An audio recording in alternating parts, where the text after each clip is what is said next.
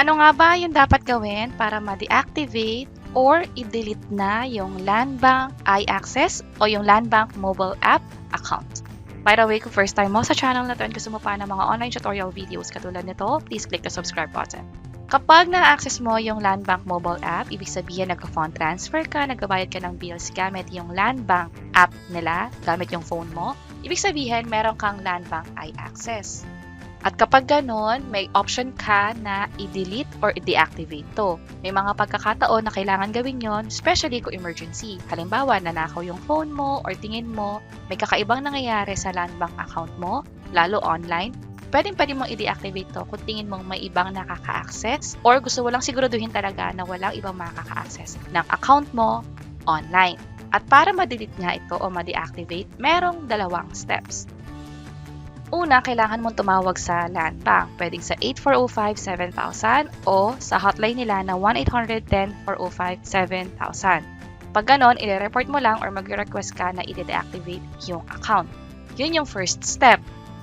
Ang mangyayari is kapag itatry na i-access yung Landbank account mo o yung Landbank app, magkakaroon ng error na user account is disabled. Kapag ganyan, hindi na ito ma-reset online, hindi rin ito ma-activate online. Kahit hawak pa nila yung SIM card o yung phone number na nakalink sa Landbank. Ang next step kasi is yung step number 2 na. I-delete na to o i-disable na.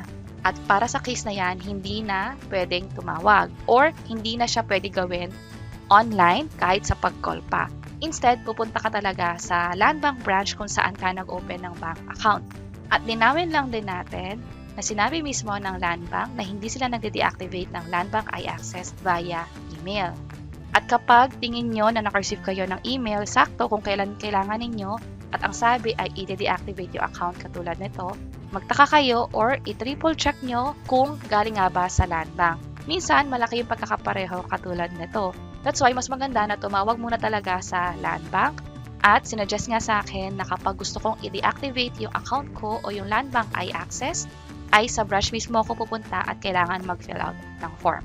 So again, dalawa yung step. Una, tatawag sa Landbank para ipa-disable yung Landbank iAccess. At yung step 2 na ay kailangan na itong i-delete or deactivate at pupunta mismo sa branch. Kung sakaling gusto nyo ulit mag-register sa Landbank iAccess, pwede rin naman, lalo kung sigurado na kayo na hindi na compromised yung account ninyo or kayo lang yung may access sa phone number ninyo. At para sa step-by-step guide kung paano ulit mag-register sa Landbank, kung nahirapan ba kami or may issue ba, pwede nyo i-check itong video sa baba. Sana makatulong and see you sa mga next videos. Bye-bye!